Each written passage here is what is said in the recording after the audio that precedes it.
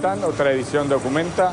Hoy estoy en el balcón del histórico Cabildo. Aquí, un 10 de diciembre de 1983, Raúl Alfonsín pronunció su primer discurso como presidente de la Nación tras largos 7 años de dictadura militar. Elegimos este lugar para demostrar que la democracia es un buen sistema político, aunque imperfecto, que permite desarrollarnos y vivir en convivencia pese a las diferencias que pueda haber. Justamente mañana, un 30 de octubre, pero hace 23 años, volvíamos a votar luego de la dictadura militar. Por eso a continuación vamos a mostrarte un documental que habla de la democracia argentina, de su libertad imperfecta.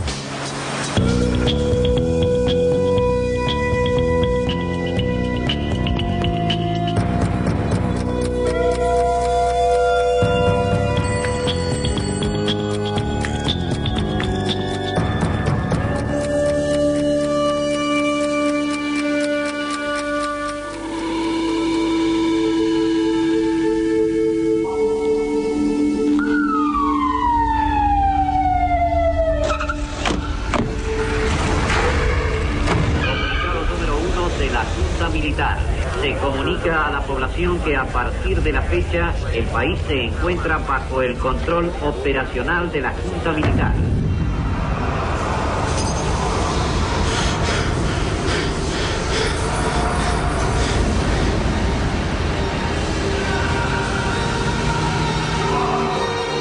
Ayúdennos, por favor, son nuestra última esperanza.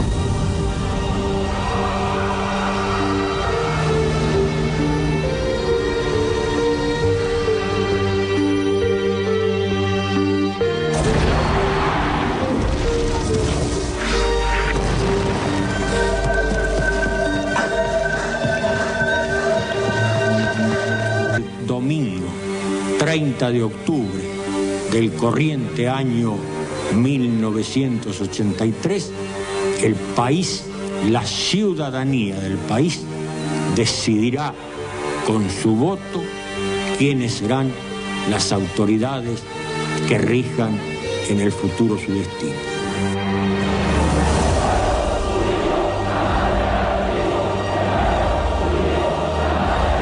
Tras 7 años de dictadura, la gente ocupó las calles y fue protagonista de la campaña presidencial de 1983.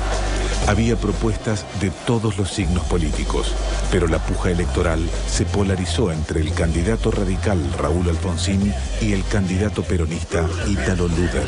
Éramos pocos los que pensábamos que yo iba a ganar. Un periodista me dijo una vez, pero no, ¿usted no le parece que pasa un papelón diciendo que le va a ganar al peronismo? Digo, no, yo les voy a ganar. Yo voy a ganar las elecciones, estaba convencido. Vamos a hacer la Argentina que sencillamente nos merecemos.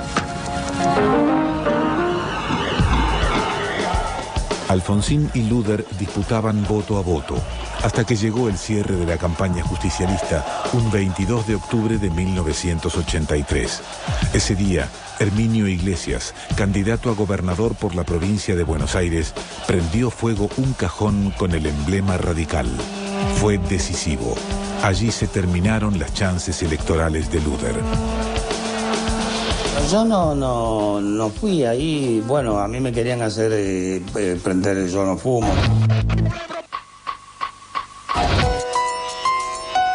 Yo me di vuelta y unos cuantos compañeros, mirá, y empezaron a guisar aparecieron por todos lados encendedores, fue todo preparado. Pero que el cajón no llegó, el cajón estaba por abajo y la coronita estaba arriba. Y se quemó la corona.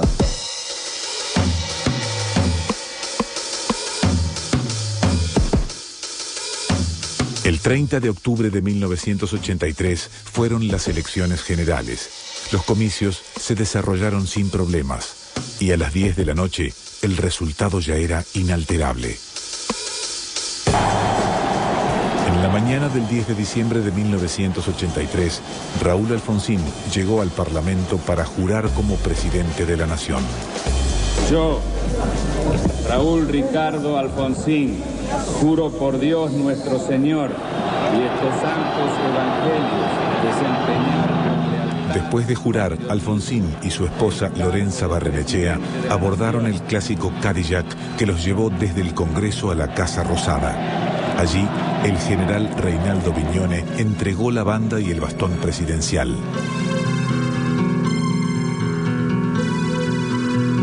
Ya nada quedaba de la dictadura militar.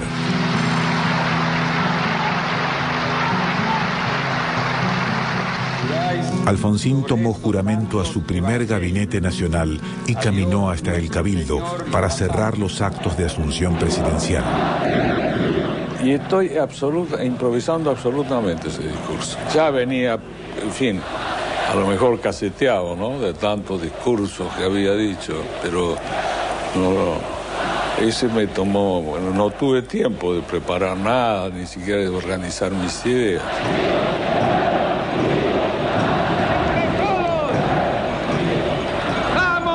Constituir la unión nacional, consolidar la paz interior, afianzar la justicia.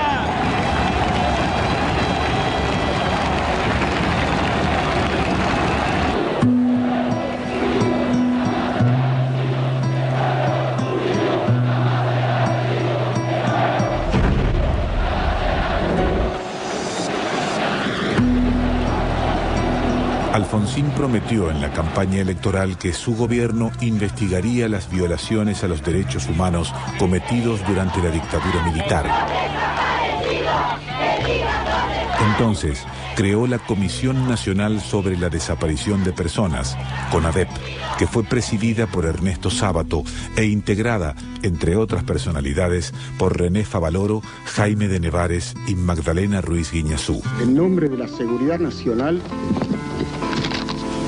miles y miles de seres humanos, generalmente jóvenes y hasta adolescentes, pasaron a integrar una categoría tétrica y fantasmal, la de los desaparecidos. Palabra, triste privilegio argentino, que hoy se escribe en castellano en toda la prensa del mundo. Fue un tiempo muy difícil. Fueron 9 meses, casi una gestación, un parto, yo diría, ese informe para la justicia. Un trabajo muy solidario, yo diría en un clima casi como de retiro espiritual, con un enorme respeto por las opiniones de todos los integrantes y con, bueno, también la sensación muy impresionante de ser testigos del horror.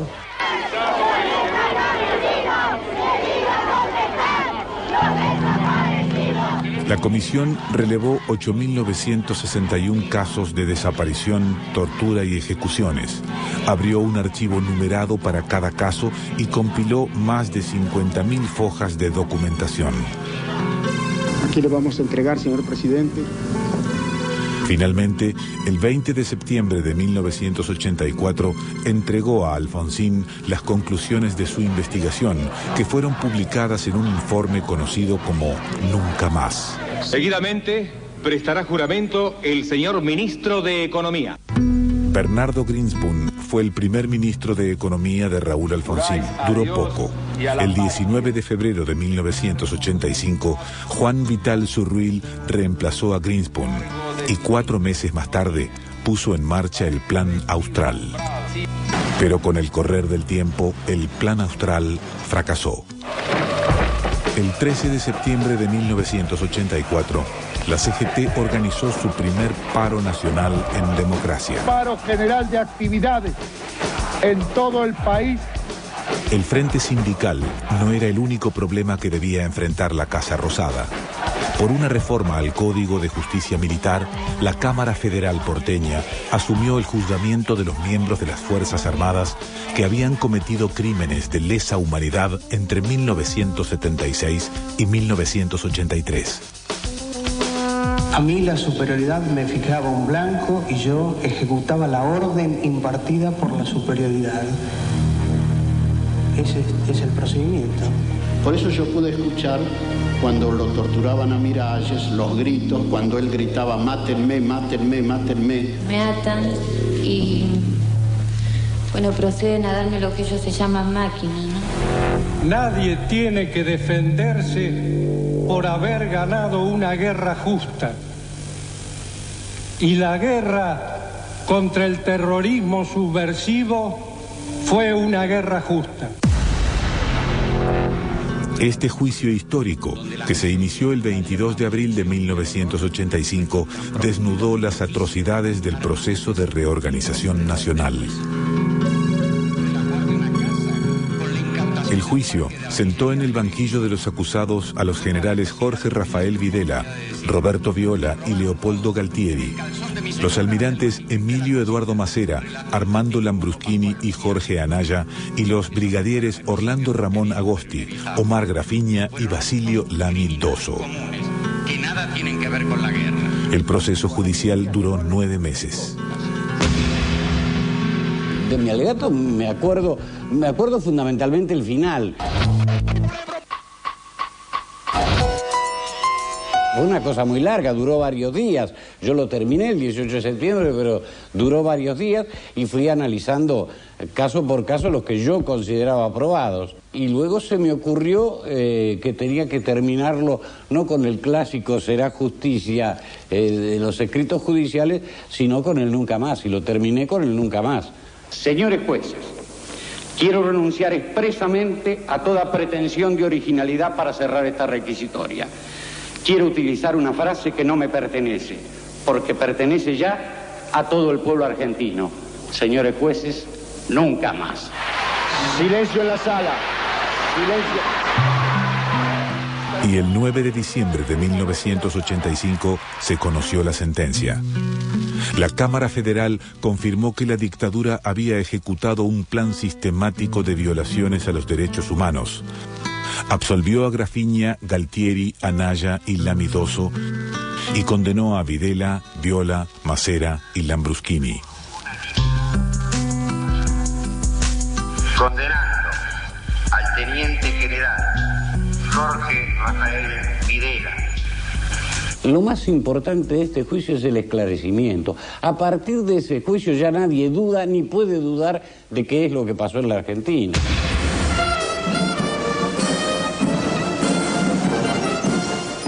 Tras la sentencia a los excomandantes, la corporación militar anunció al gobierno radical que no aceptaría nuevos juicios por violaciones a los derechos humanos.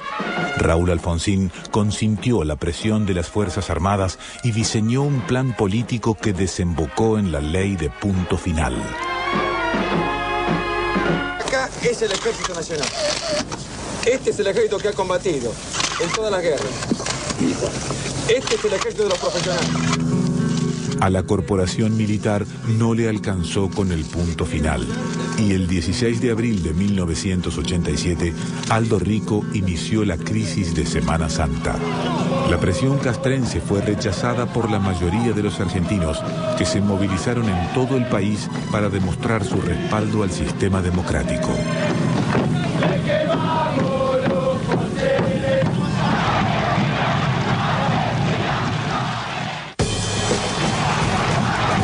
El domingo 19 de abril de 1987, la incertidumbre era absoluta. Miles de argentinos hacían guardia en la Plaza de Mayo, mientras Alfonsín negociaba una salida política con los Carapintadas.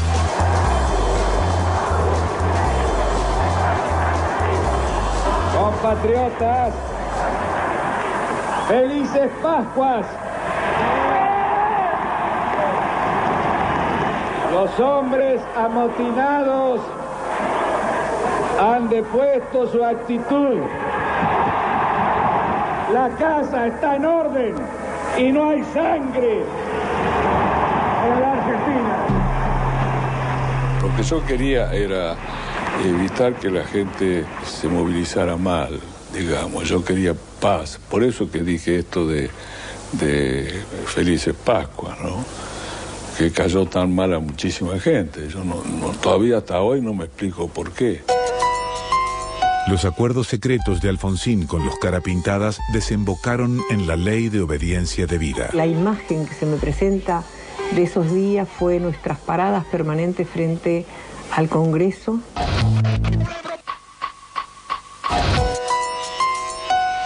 llamándolos a los parlamentarios para que no claudicaran, para que no firmaran, para que no entregaran la justicia a la impunidad. Y conversamos con muchos de ellos, los vimos llorar algunos no lo votaron, se mantuvieron en sus ideales, y otros dijeron que había una obediencia partidaria y lo firmaron. El 23 de enero de 1989, Enrique Gorriarán Merlo y militantes del movimiento Todos por la Patria coparon el Regimiento 3 de La Tablada, alegando que los Carapintadas estaban organizando un golpe de Estado para derrocar a Raúl Alfonsín. Entraron al regimiento de una manera atroz, mataron al centinela, mataron al oficial que lo fue a recibir, y bueno, se produjo una batalla. Utilizaban cuerpos de los que tenían como rehenes para parapetarse, y era gente la más ingenua, que había ido dejando a los chicos en la casa de un amigo y diciendo: cuidámelos unas horas que yo ya vengo. El ataque fracasó. Nunca se pudo probar que se estuviera preparando un levantamiento militar. Murieron 39 personas y hubo más de 50 heridos.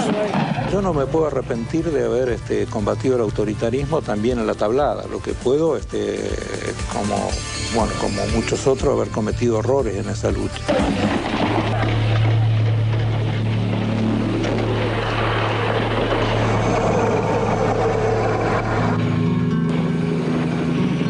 El gobierno de Alfonsín estaba acorralado.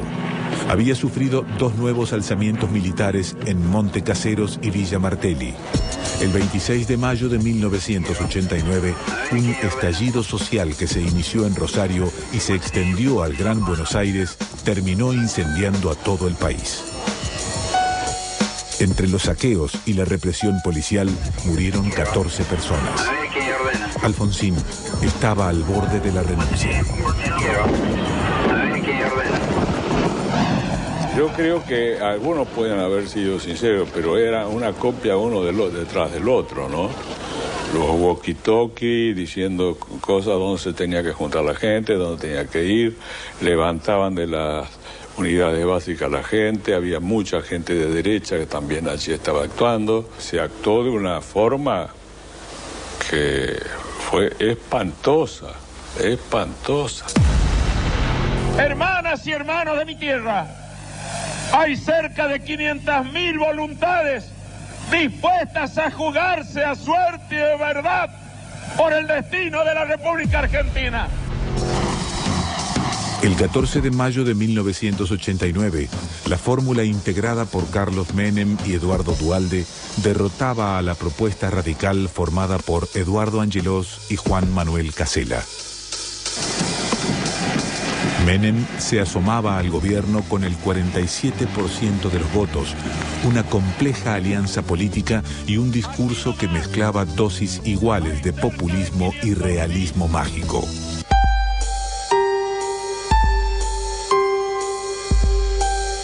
Acorralado por la hiperinflación, el Fondo Monetario, la caída del salario real, el lobby militar, el desempleo y sus propias contradicciones políticas, Raúl Alfonsín anunció su renuncia a la presidencia de la nación. He resuelto resignar a partir del 30 de junio de 1989 el cargo de presidente de la nación argentina. Llamé a mucha gente, amiga, y todos me aconsejaron, o todos, casi todos me aconsejaron que entregara el gobierno porque corría peligro la democracia, ya las instituciones. Y era una cuestión de orgullo personal. Era doloroso también, porque le voy a decir otra cosa, lo personal, ¿no? Y sobre todo cuando después de haber hecho todo lo que me pedían, me dicen que huí del gobierno, cuando me lo reclamaban. Eso me indignó enormemente. Pero ¿qué va a hacer? Me indignó nomás. Yo, Carlos Saúl Menem, juro por Dios nuestro Señor desempeñar con lealtad y patriotismo el cargo de presidente de la Nación.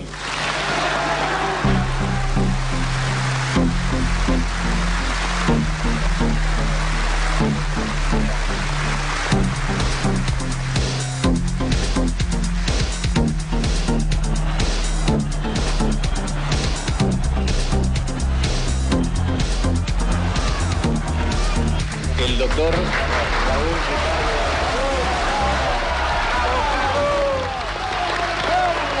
hace entrega. ¡Viva la patria! ¡Viva el doctor Carlos Saúl Menem! Cuando Menem llegó al poder, concedió el indulto presidencial a militares condenados por la represión ilegal y a exguerrilleros de origen peronista. Con toda certeza, seguridad y reflexión le quiero decir que sí, que hay indulto ante fin de año. Me llamó mi mujer y mi madre anunciando de que estaban diciendo por radio que el indulto estaba.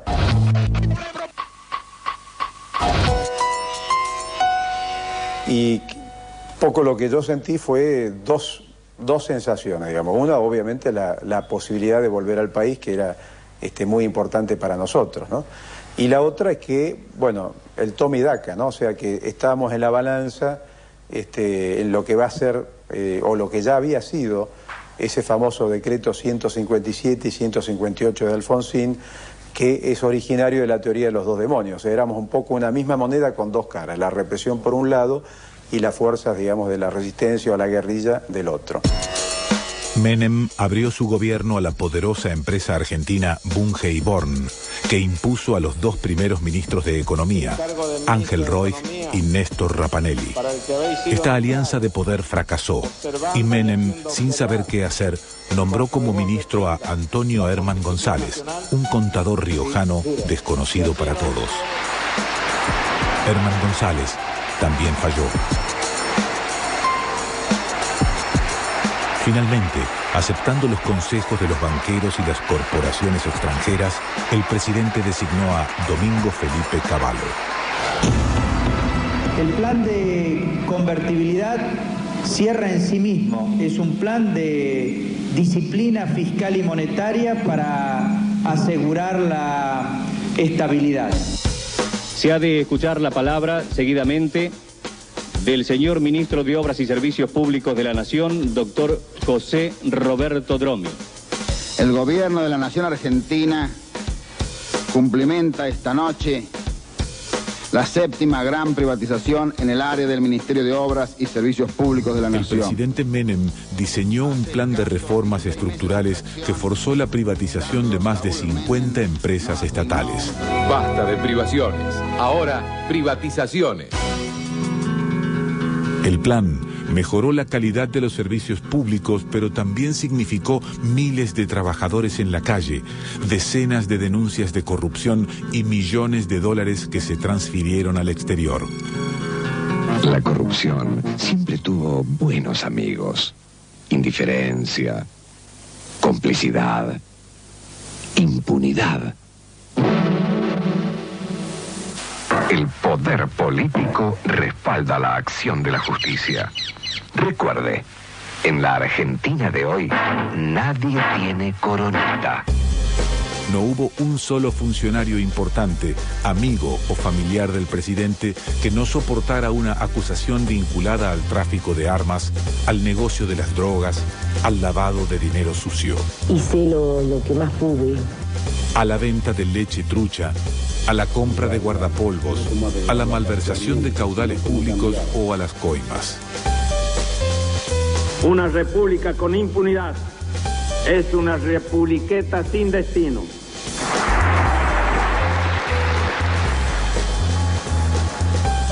Mientras los casos de corrupción continuaban, Menem avanzó sobre la justicia federal colocando a fiscales y jueces que serían obedientes a la Casa Rosada. Pero el desembarco no terminó ahí. El presidente amplió la Corte Suprema para tener una mayoría automática que respaldase sus decisiones de gobierno.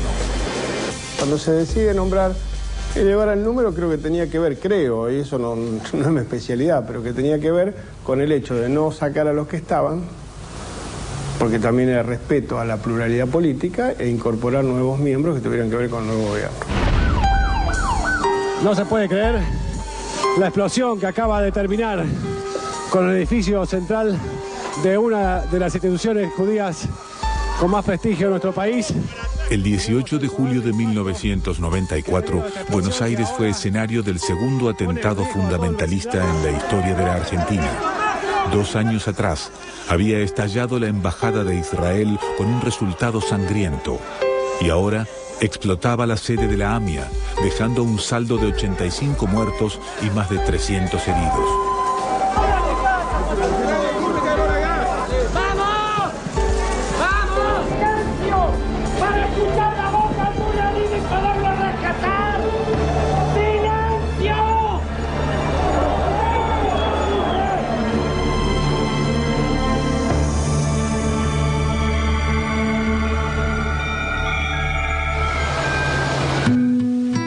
Hacia mediados de 1993, cuando promediaba su mandato presidencial, Carlos Menem decidió permanecer en el poder. Y como no podía hacerlo sin reformar la Constitución, diseñó un plan político destinado a cumplir sus sueños personales. Si usted me pregunta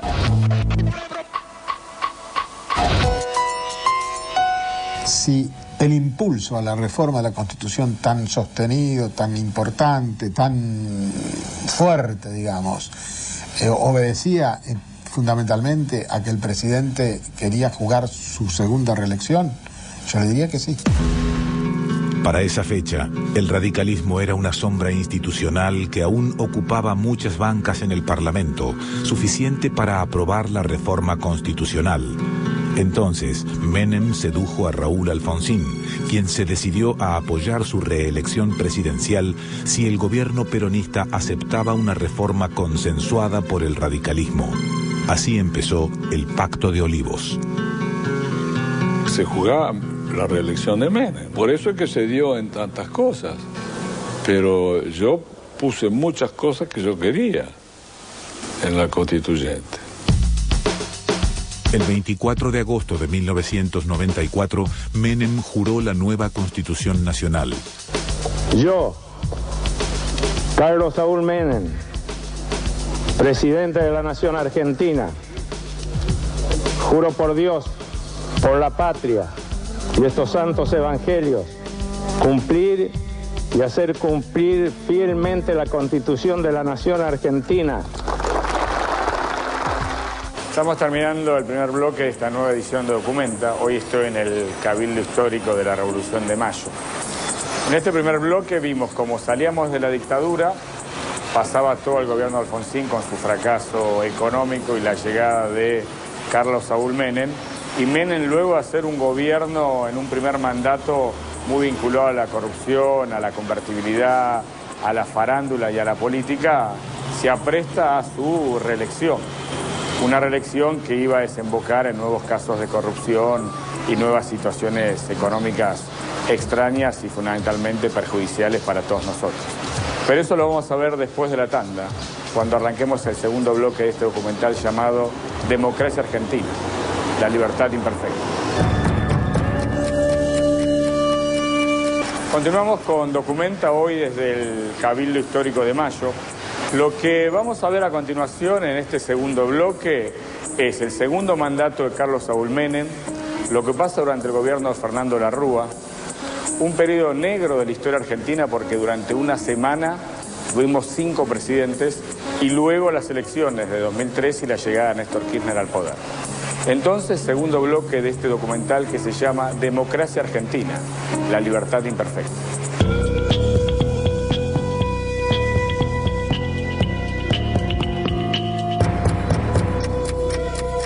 Tengo las manos limpias y libres. Acompáñennos. Mira para arriba, mira para abajo, no queda guita, ni justicia, ni trabajo. Nuestro compromiso con usted es producir el futuro. Masachesi Hernández, para producir el futuro.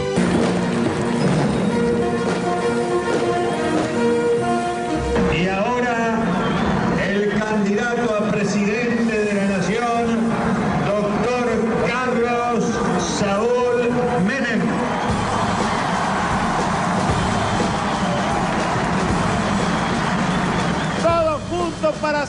cambiando la historia. Todos juntos para hacer una Argentina grande, con un pueblo feliz. Todos juntos, hermanas y hermanos, a triunfar. ¡A triunfar! El 14 de mayo de 1995, Carlos Menem y Carlos Rucauf ganaron las elecciones con el 50% de los votos. En el segundo mandato de Menem aparecieron las consecuencias de su política económica y su plan de transformación del Estado. Miles de argentinos quedaron en la calle, sin posibilidad de encontrar un nuevo trabajo e ignorados por la CGT, que estaba alineada con la política oficial.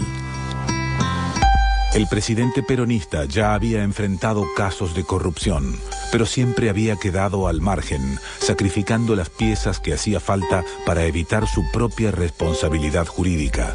Sin embargo, esta estrategia fracasó con el tráfico de armas a Ecuador y Croacia, donde su inocencia quedó cuestionada por las evidencias judiciales. Continúan las explosiones y los objetos que siguen cayendo de todos lados. Tratamos de huir del lugar. Menem tuvo una mirada peculiar sobre el tráfico de armas y sus consecuencias en la Argentina. Respecto a su procesamiento y detención, siempre consideró que se había tratado de una venganza política. Y en cuanto al estallido de la fábrica militar de Río Tercero, aseguró en una conferencia de prensa que había sido un accidente. De acuerdo a la información que yo he recibido aquí, que ha recibido el señor gobernador, el intendente, en principio se trataría de un accidente. Años más tarde, tras un largo proceso judicial, se comprobó que la fábrica había sido volada para ocultar la venta ilegal de armas a Croacia y a Ecuador.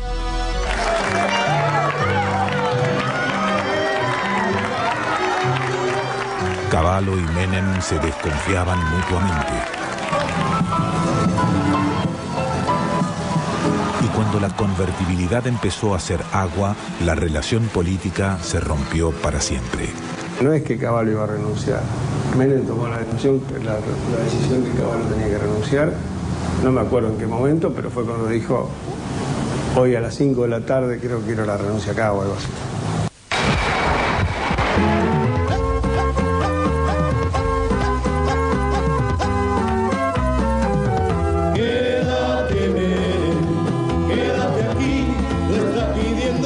Cuando Menem buscaba una manera de saltar la Constitución Nacional para presentarse nuevamente como candidato a presidente, la alianza entre el radicalismo y el Frepaso hizo su ingreso en el escenario político. Fue una propuesta que cautivó a un sector mayoritario de la población y a los medios de comunicación. La década menemista empezaba a hacer historia.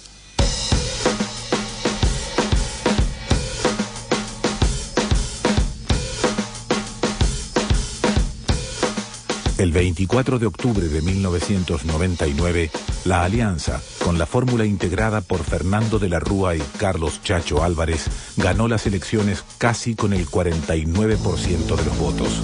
La expectativa era enorme.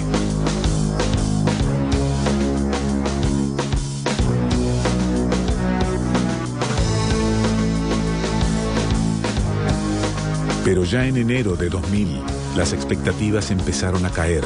El presidente de la Rúa, en lugar de cumplir con sus promesas electorales, impuso un fuerte ajuste de la economía diseñado por su ministro, José Luis Machinea.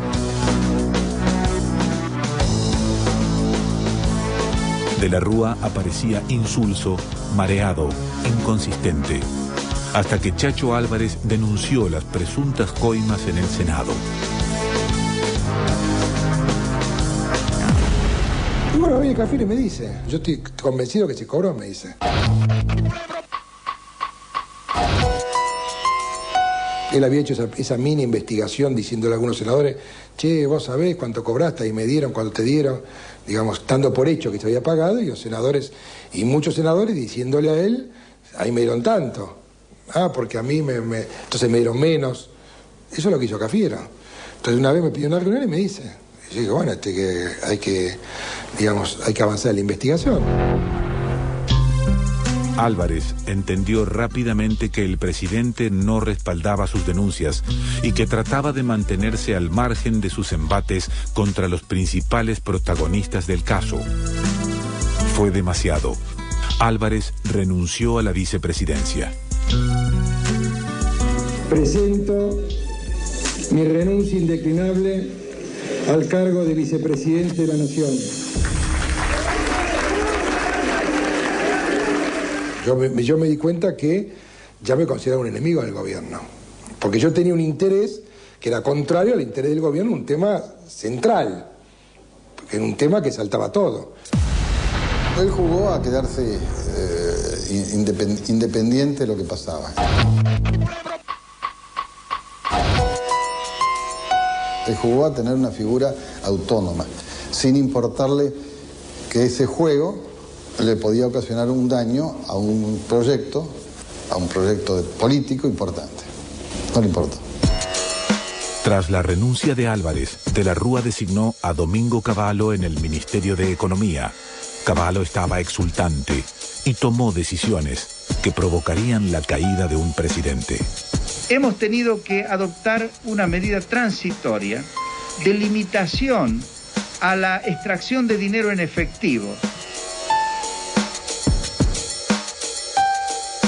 El anuncio del corralito provocó una estampida entre los ahorristas que llegaron hasta los bancos para reclamar por su dinero. Ya no había nada. Y una noche, exactamente el 19 de diciembre de 2001, miles de argentinos protagonizaron el cacerolazo. ¡Loco, devuelvan la guita! ¡La gente se está cagando de hambre! De pronto, las escaleras del Congreso se transformaron en un campo de batalla.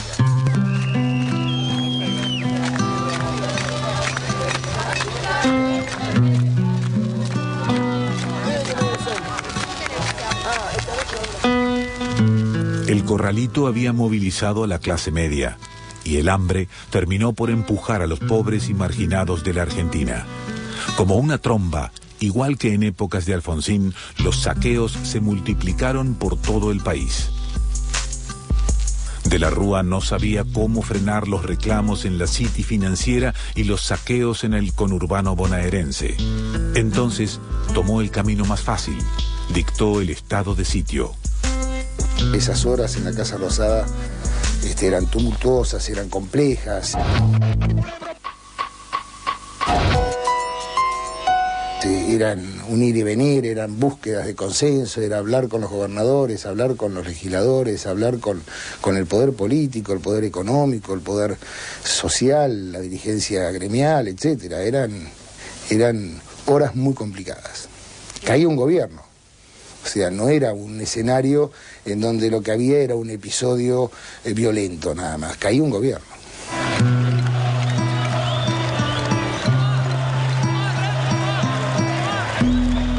El 20 de diciembre de 2001, miles de argentinos se acercaron a la Plaza de Mayo para rechazar el estado de sitio y exigir la renuncia del presidente. La represión en todo el país dejó un saldo de 30 muertos y más de 300 heridos. De la Rúa aún no sabía qué hacer con los restos de su poder y ofreció el gobierno al justicialismo. Pero la oposición, que olfateaba su regreso a la Casa Rosada, dijo no. Alegó que esa propuesta no servía para nada. ¿Integrarse para qué? Para seguir apoyando una política que era la misma política que veníamos sufriendo. Por lo menos descarnadamente en los últimos años. Para eso no lo acompañaban ni los que lo habían votado, una alianza que, en mi criterio, justificadamente se abre del gobierno, ni mucho menos el justicialismo, por lo menos el que yo representaba, que estaba convencido de la necesidad de un cambio.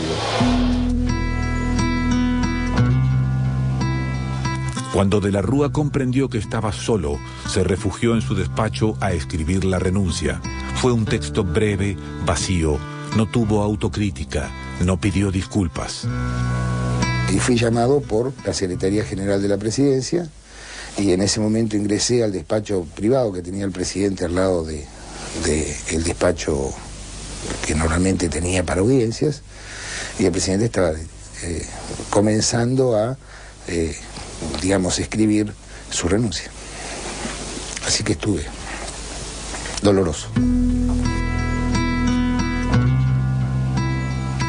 El 20 de diciembre de 2001, cerca de las 7 de la tarde, De la Rúa se despidió del poder. No fue un acto heroico, se escapó por los techos de la Casa Rosada.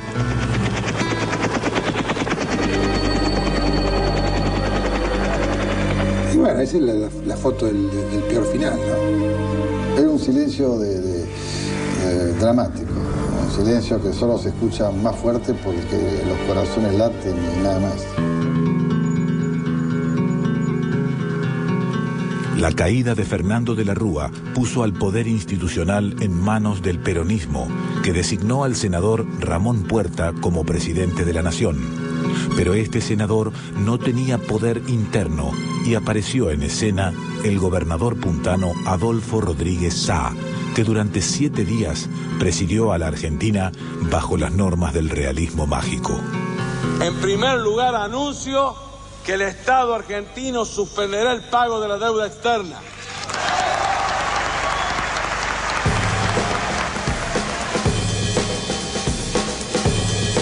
Rodríguez Saa exhibió una vocación de poder que irritó al peronismo. Había sido designado para liderar una corta transición y a las pocas horas de llegar a la Casa Rosada sugirió que quería quedarse en la presidencia hasta el 10 de diciembre de 2003. Se cayó. Ruego a Dios que ilumine al futuro presidente y que la Argentina reencuentre el camino de la paz y justicia. Otra vez, la democracia argentina sufría un vacío de poder. El 31 de diciembre de 2001, Eduardo Camaño, que era titular de la Cámara de Diputados y tenía el respaldo del peronismo bonaerense, asumió como presidente de la nación.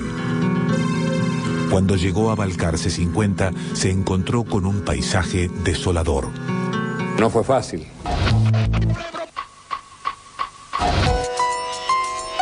Llegar a la Casa de Gobierno y encontrarse con 2 granaderos y un sargento era que el país no tenía en ese momento ningún tipo de conducción política. Y la conducción política que llegaba, que era yo, no estaba lo suficientemente legitimada como para asumir la responsabilidad de presidente de la nación.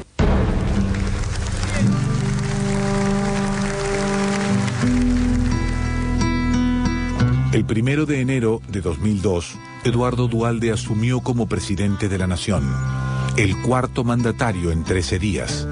Apenas tuvo tiempo para pensar en su plan económico y en la Asamblea Legislativa anunció medidas que después no pudo cumplir. El que depositó dólares recibirá dólares. El que depositó pesos recibirá pesos. Cuando uno hace un discurso sin tener tiempo de consultar ni siquiera a los propios, yo consulté a los que antes estaban, es decir, gente que estaba en economía, me dijo que era posible. A la semana me di cuenta que no era posible y lo expliqué. Lo que dije en ese momento era a la semana, cuando ya tenía mi equipo, que lo que teníamos que buscar era que quien hubiese depositado en el banco y con ese importe se podía comprar una casa o 2 coches, que con el que le devolvieran podía comprar los mismos bienes. Pero claro, quedó esa primera frase.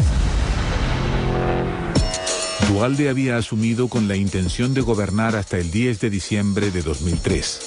Pero su plan estalló en 1000 pedazos cuando la policía bonaerense asesinó a los militantes piqueteros Maximiliano Costecchi y Darío Santillán. El presidente debió adelantar las elecciones y la entrega del poder.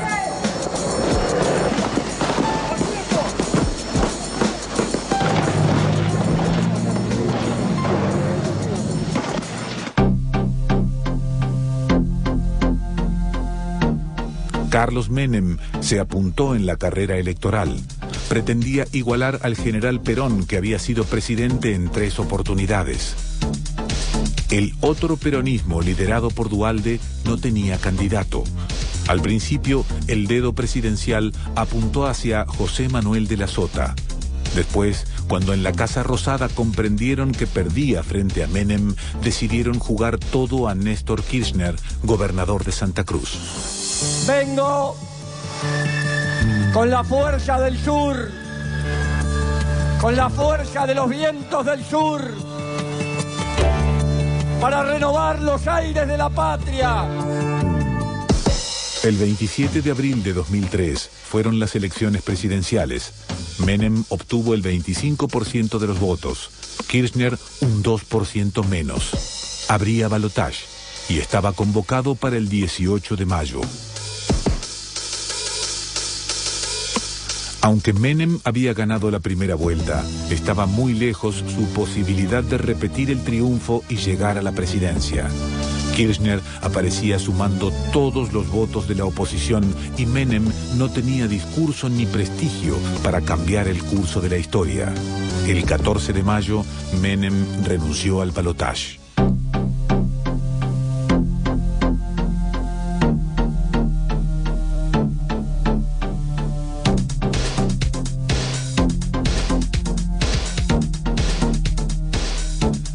El 25 de mayo de 2003, Néstor Kirchner juró como presidente de la nación. Soñé toda mi vida que nuestro país se podía cambiar para bien. Llegamos sin rencores, pero con memoria. Memoria no solo de los errores y horrores del otro, sino también es memoria sobre nuestras propias equivocaciones.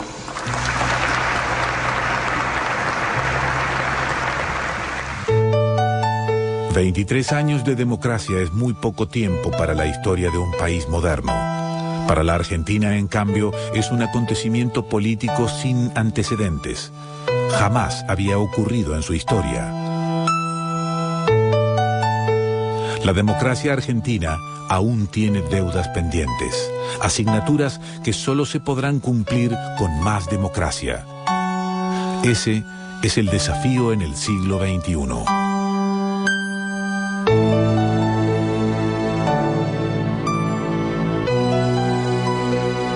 Estamos terminando esta nueva edición Documenta, en esta oportunidad en el balcón del histórico Cabildo de Mayo. Y como siempre hacemos al final de cada programa, yo presento mis conclusiones. Al principio, una conclusión que puede estar montada sobre una anécdota. El Cabildo está frente a la Plaza de Mayo. En la Plaza de Mayo vos no podías darte un beso durante la dictadura militar. Esto ocurría hace 24 o 25 años atrás. Porque si te das un beso, la policía llegaba y te ponía preso. Para que tengas una idea de la magnitud de lo que es un régimen militar frente a la democracia. Ahora, en la Plaza de Mayo, cualquiera puede besarse, cualquiera puede sacarse una remera y tomar sol frente al calor que está haciendo en Buenos Aires ahora. Durante la dictadura militar, ese simple gesto podía implicar torturas en una comisaría y pasarla de verdad muy, pero muy mal. Entonces, uno puede cuestionar la democracia a partir de los presidentes que tuvimos, presidentes que finalmente se doblegaron frente a la presión militar, presidentes que escaparon en un helicóptero, presidentes que montaron un gobierno que fue esencialmente corrupto. Pero sin embargo estamos acá, en un sistema que nos permite expresar, que nos permite plantear las cosas y exigir a los mandatarios cuando no estamos de acuerdo. En definitiva, vos podés cuestionar a la democracia porque continúa habiendo muchos pobres en la Argentina o porque la justicia es lenta. En rigor, la democracia implica una libertad imperfecta, pero no tiene ningún punto de comparación con la oscuridad de la dictadura, con la represión ilegal, con la falta absoluta de libertad, ¿no? Chao, hasta la semana que viene.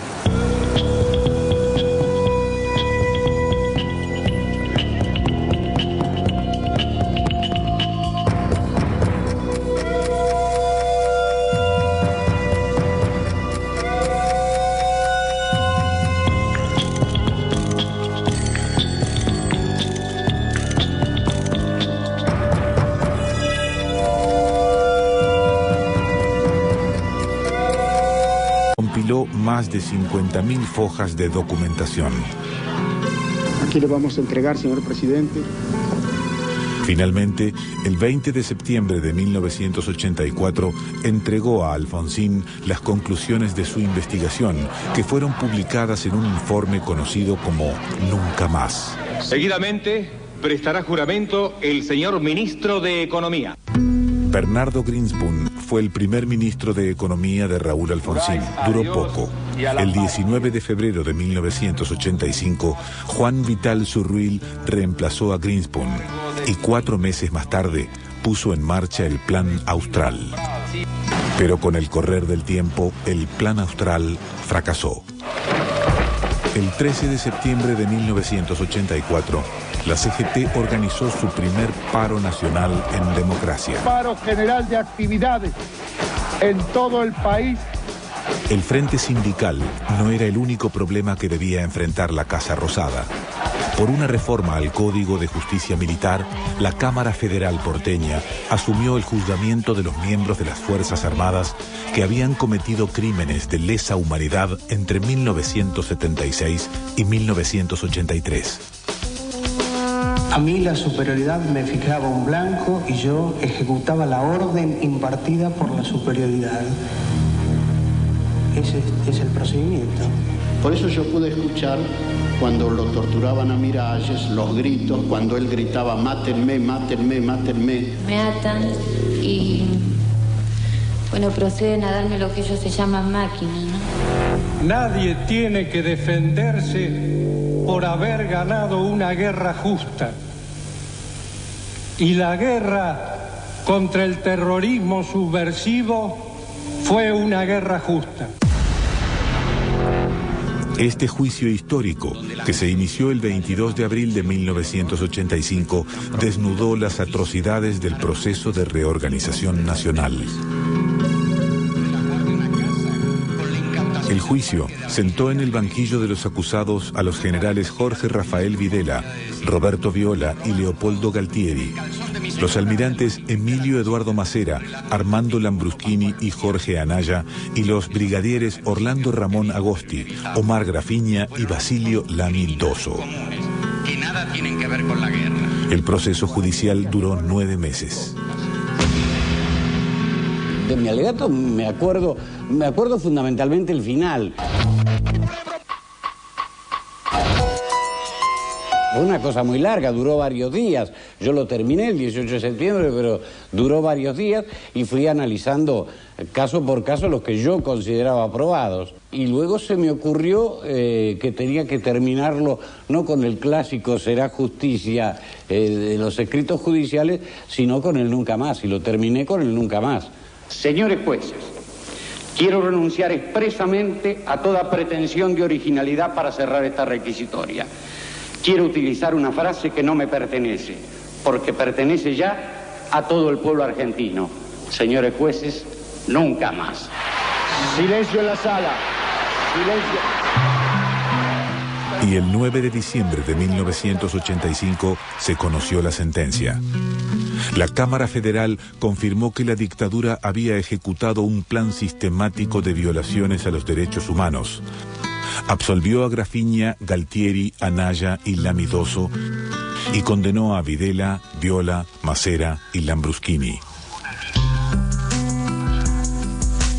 Condenando al teniente general Jorge Rafael Videla. Lo más importante de este juicio es el esclarecimiento. A partir de ese juicio ya nadie duda ni puede dudar de qué es lo que pasó en la Argentina.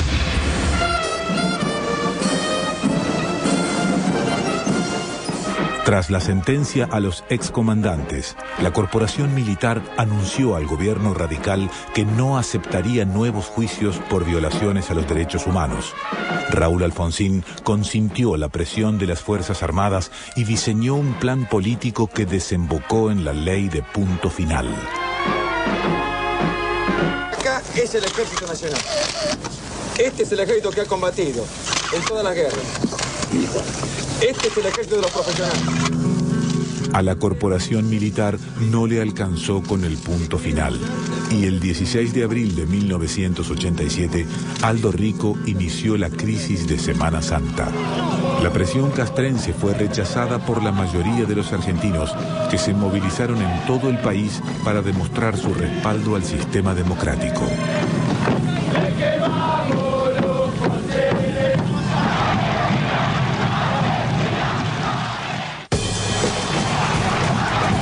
El domingo 19 de abril de 1987, la incertidumbre era absoluta. Miles de argentinos hacían guardia en la Plaza de Mayo mientras Alfonsín negociaba una salida política con los Carapintadas.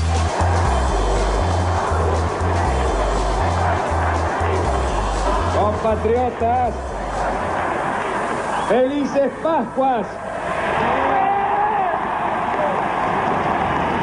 Los hombres amotinados han depuesto su actitud. La casa está en orden y no hay sangre en la Argentina. Lo que yo quería era evitar que la gente se movilizara mal, digamos. Yo quería paz. Por eso que dije esto de Felices Pascuas, ¿no? Que cayó tan mal a muchísima gente. Yo todavía hasta hoy no me explico por qué. Los acuerdos secretos de Alfonsín con los Carapintadas desembocaron en la Ley de Obediencia Debida. La imagen que se me presenta de esos días fue nuestras paradas permanentes frente al Congreso.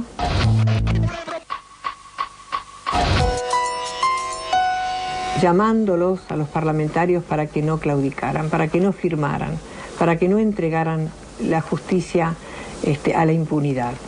Y conversamos con muchos de ellos, los vimos llorar algunos no lo votaron, se mantuvieron en sus ideales, y otros dijeron que había una obediencia partidaria y lo firmaron. El 23 de enero de 1989, Enrique Gorriarán Merlo y militantes del movimiento Todos por la Patria coparon el Regimiento 3 de La Tablada, alegando que los Carapintadas estaban organizando un golpe de Estado para derrocar a Raúl Alfonsín. Entraron al regimiento de una manera atroz, mataron al centinela, mataron al oficial que lo fue a recibir, y bueno, se produjo una batalla. Utilizaban cuerpos de los que tenían como rehenes para petarse, y era gente la más ingenua que había ido dejando a los chicos en la casa de un amigo y diciendo: cuidámelos unas horas que yo ya vengo. El ataque fracasó. Nunca se pudo probar que se estuviera preparando un levantamiento militar. Murieron 39 personas y hubo más de 50 heridos. Yo no me puedo arrepentir de haber combatido el autoritarismo también en La Tablada. Lo que puedo, como muchos otros, haber cometido errores en esa lucha.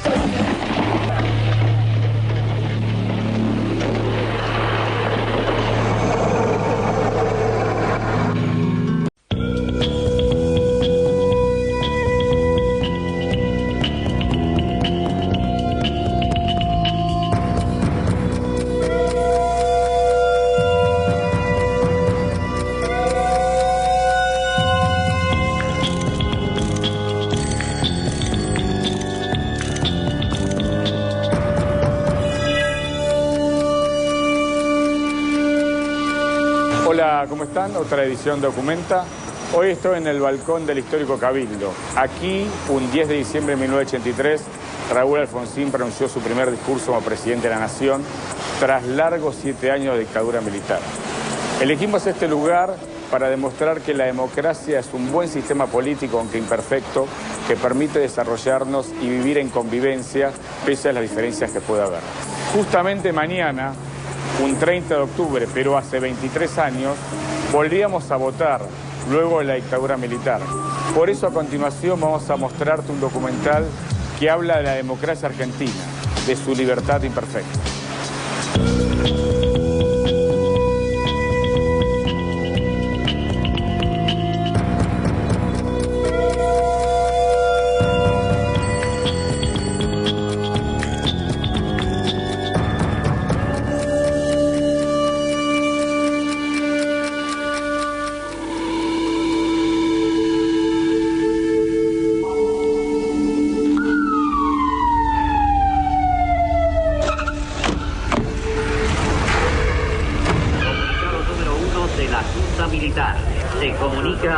información que a partir de la fecha el país se encuentra bajo el control operacional de la Junta Militar.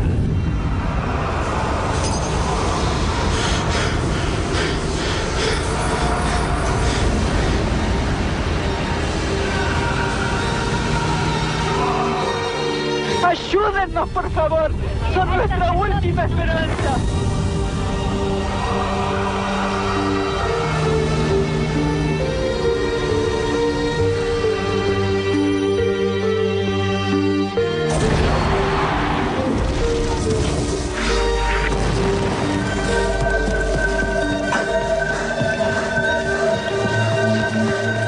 Domingo 30 de octubre del corriente año 1983, el país, la ciudadanía del país, decidirá con su voto quiénes serán las autoridades que rijan en el futuro su destino.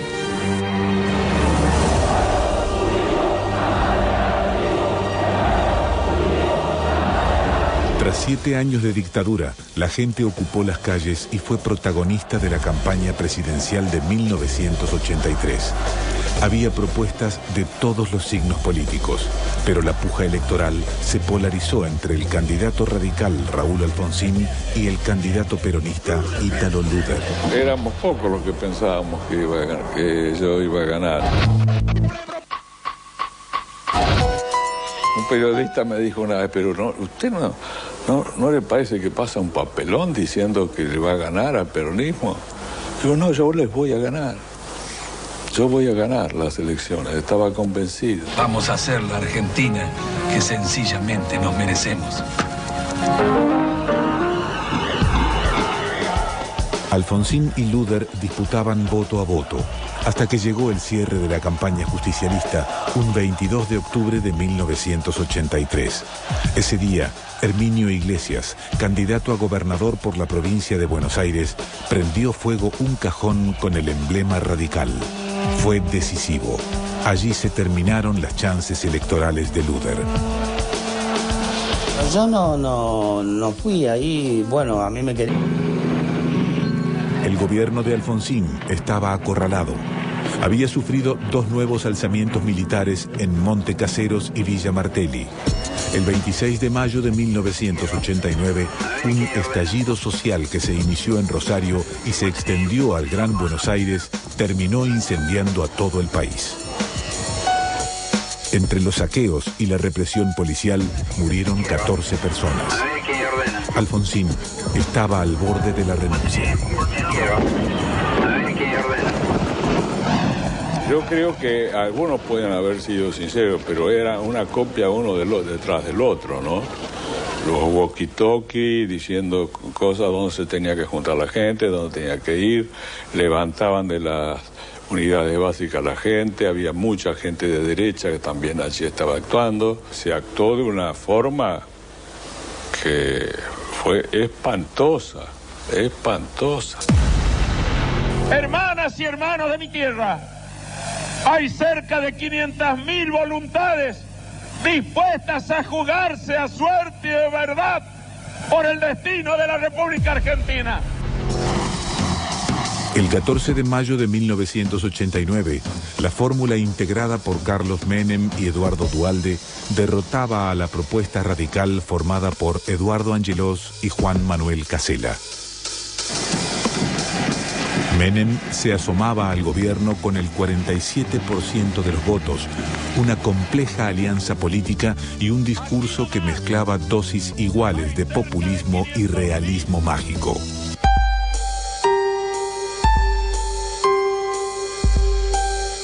Acorralado por la hiperinflación, el Fondo Monetario, la caída del salario real, el lobby militar, el desempleo y sus propias contradicciones políticas, Raúl Alfonsín anunció su renuncia a la presidencia de la nación. He resuelto resignar a partir del 30 de junio de 1989 el cargo de presidente de la nación argentina. Llamé a mucha gente, amiga, y todos me aconsejaron o todos, casi todos, me aconsejaron que entregara el gobierno porque corría peligro la democracia, ya las instituciones. Y era una cuestión de orgullo personal. Era doloroso también, porque le voy a decir otra cosa, lo personal, ¿no? Y sobre todo cuando después de haber hecho todo lo que me pedían, me dicen que huí del gobierno, cuando me lo reclamaban. Eso me indignó enormemente. Pero ¿qué va a ser? Me indignó nomás. Yo, Carlos Saúl Menem, juro por Dios nuestro Señor desempeñar con lealtad y patriotismo el cargo de presidente de la Nación.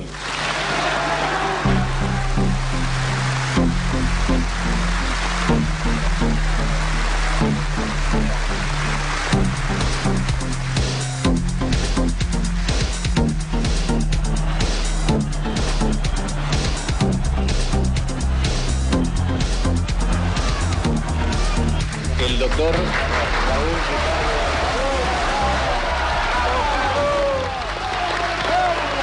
hace entrega. ¡Viva la patria! ¡Viva el doctor Carlos Saúl Menem! Cuando Menem llegó al poder, concedió el indulto presidencial a militares condenados por la represión ilegal y a exguerrilleros de origen peronista. Con toda certeza, seguridad y reflexión le quiero decir que sí, que hay indultos antes de fin de año. Me llamó mi mujer y mi madre anunciando de que estaban diciendo por radio que el indulto estaba. Querían hacer prender el yo no fumo.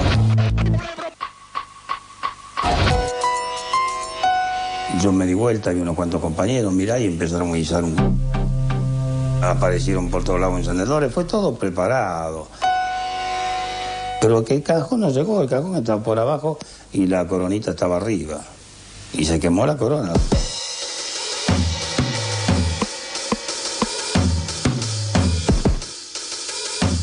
El 30 de octubre de 1983 fueron las elecciones generales. Los comicios se desarrollaron sin problemas y a las 10 de la noche el resultado ya era inalterable. En la mañana del 10 de diciembre de 1983, Raúl Alfonsín llegó al Parlamento para jurar como presidente de la nación. Yo, Raúl Ricardo Alfonsín, juro por Dios nuestro Señor y estos santos evangelios desempeñar con lealtad. Después de jurar, Alfonsín y su esposa Lorenza Barrenechea abordaron el clásico Cadillac que los llevó desde el Congreso a la Casa Rosada. Allí, el general Reinaldo Viñone entregó la banda y el bastón presidencial. Ya nada quedaba de la dictadura militar.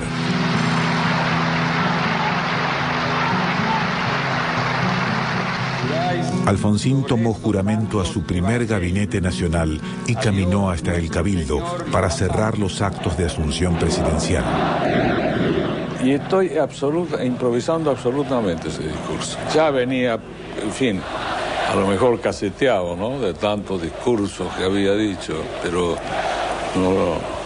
ese me tomó, bueno, no tuve tiempo de preparar nada, ni siquiera de organizar mis ideas.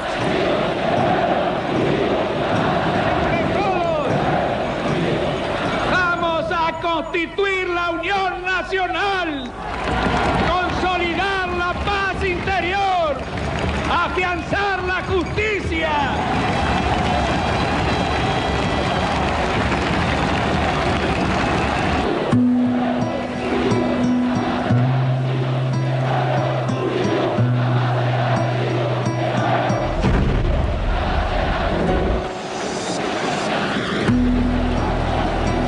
Alfonsín prometió en la campaña electoral que su gobierno investigaría las violaciones a los derechos humanos cometidos durante la dictadura militar. Entonces, creó la Comisión Nacional sobre la Desaparición de Personas, CONADEP, que fue presidida por Ernesto Sábato e integrada, entre otras personalidades, por René Favaloro, Jaime de Nevares y Magdalena Ruiz Guiñazú. En nombre de la seguridad nacional, Miles y miles de seres humanos, generalmente jóvenes y hasta adolescentes, pasaron a integrar una categoría tétrica y fantasmal, la de los desaparecidos. Palabra, triste privilegio argentino, que hoy se escribe en castellano en toda la prensa del mundo. Fue un tiempo muy difícil. Fueron 9 meses, casi una gestación, un parto, yo diría, ese informe para la justicia. Un trabajo muy solidario, yo diría en un clima casi como de retiro espiritual, con un enorme respeto por las opiniones de todos los integrantes y con, bueno, también la sensación muy impresionante de ser testigos del horror.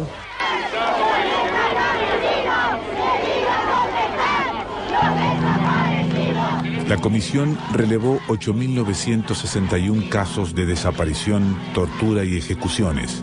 Abrió un archivo numerado para cada caso y